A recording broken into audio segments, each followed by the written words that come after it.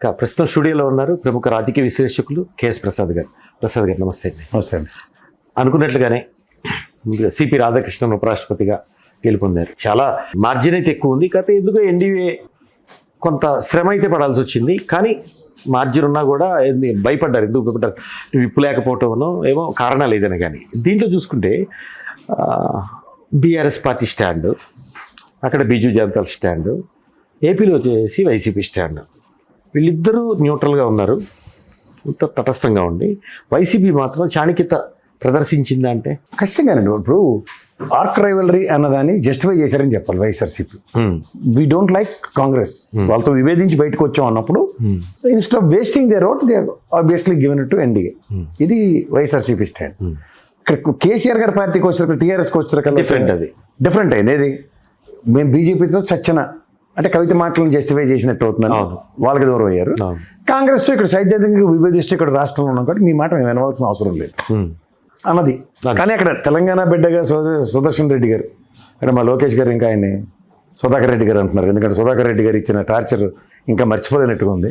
గతంలో మొన్న టీవీ డిబేట్లు తిరుగు తర్వాత బాంబులు సుధాకర్ రెడ్డి గారు అంటాం మేము.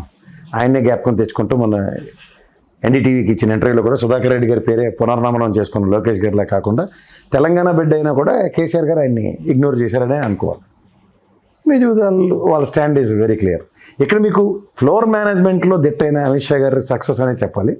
యాజ్ యూజువల్గా ఎర్రిమోలోకల్గా అభివర్ణించబడుతున్న కాంగ్రెస్ ఆ దిగ్విజయ్ సింగ్, జయరాం రమేష్ లాంటితో ఏటీ కథని ఈ జన్మకైనా కాంగ్రెస్ తెలుసుకుంటే చాలా బాగుంటుంది. ఎందుకంటే 324 ఓట్లు డంకా పలాసుగా పడి ఇంకా డబుల్ క్రాస్ అక్కడి నుంచి క్రాస్ ఓటింగ్ ఉంటుందని యాంటిసిపేషన్ ఉంది.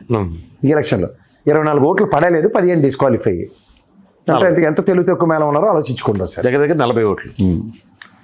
వీళ్ళని రాజ్యసభలకి పార్లమెంట్లోకి పంపిస్తే ఓటు వేయడం కూడా రాని సన్నాసి మేళం ఎవరో ఒకసారి ఐడెంటిఫై చేస్తే సరిపోదు. 15 ఓట్లు డిస్క్వాలిఫై. కావాలని వ్యూహాత్మకంగా చేసి వ్యూహం వాళ్ళు అక్కడ చదువు సంజయ్ లేనుడు తెలుగు తక్కువ మేళం వెళ్తే ఏముంటుంది? దాన్ని కూడా వ్యూహం అంటే నవ్విపోతారు.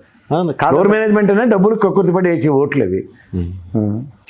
ఇక్కడ అదే నేను అన్నది, మీరు 3 రాష్ట్రాలు ఓకే అంటే ఏ యాంగిల్లో ఆయన ఎన్డీఏ అంటే ఒకటే కాంగ్రెస్ యాంటీ అయినా అదే కదా సార్. ఇప్పుడు నాకు ఆడమే అవుట్ అన్నట్టు నీకు నచ్చినప్పుడు అవతల ఎటు అన్నది చూస్తారు. చూసారా, 11 సీట్లు మాత్రమే వచ్చినా, మనకి లోక్సభ 4 మాత్రం వచ్చినా హాట్ టాపిక్ అవుతున్నారు.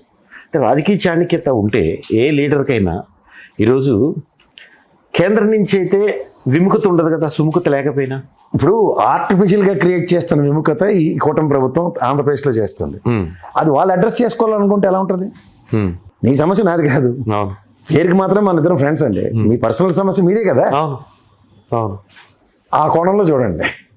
ప్రస్తుతం అయితే అంటే జగన్మోహన్ రెడ్డి అనే కాన్సెప్ట్ నేను కూటమిలో పార్టీని పార్సల్గా ఉండి నీ దాంట్లో దేహేనుకులు 2 మినిస్టర్లు లేకపోతే ఏదో దేవుళ్ళు ఆడే కార్యక్రమం నాకు లేదు, నాకుంది అన్నది 2 పార్టీలని గమనించవలసిన విషయం.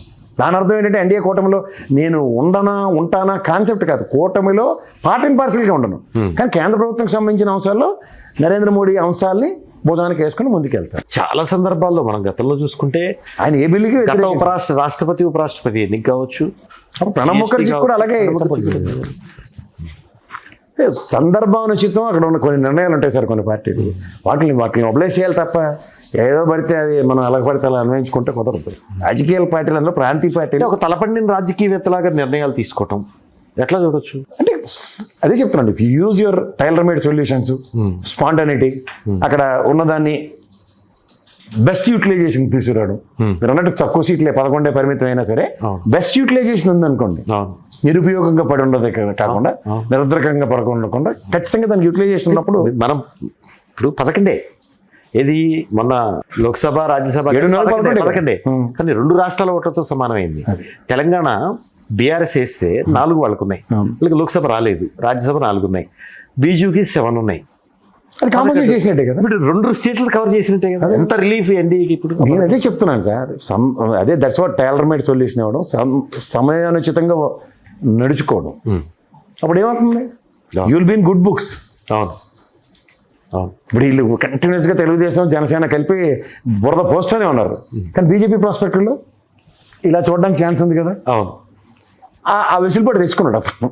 అంటే టైట్ సిచ్యుయేషన్లో తెచ్చుకోవటం అనేది గ్రేట్ కదా. అక్కడే కదా ఎవడైనా ఒక మ్యాన్ పరిస్థితి సానుకూలంగా ఉన్నప్పుడు అవసరంలా ఏటికి ఎదిరితేనే కదా పొలస అవుతుంది. అదే కరెక్ట్, మీరు చెప్పింది పులసతో వివరించారు.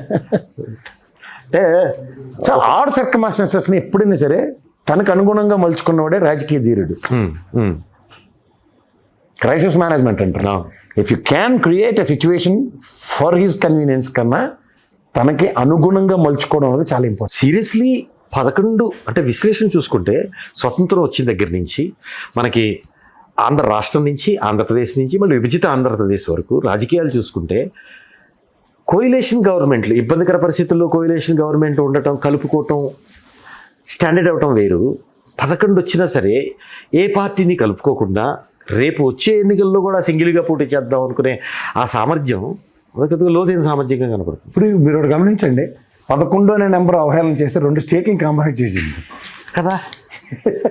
ఇటు ఒరిస్సా, అటు వచ్చేసి తెలంగాణ. అందుకే చూడండి, success will always comes from criticism అని. అంతే కదా. ఏ 11 అవహేళన జరిగిందో 2 స్టేట్లకు ఈక్వల్ అని చూపించింది.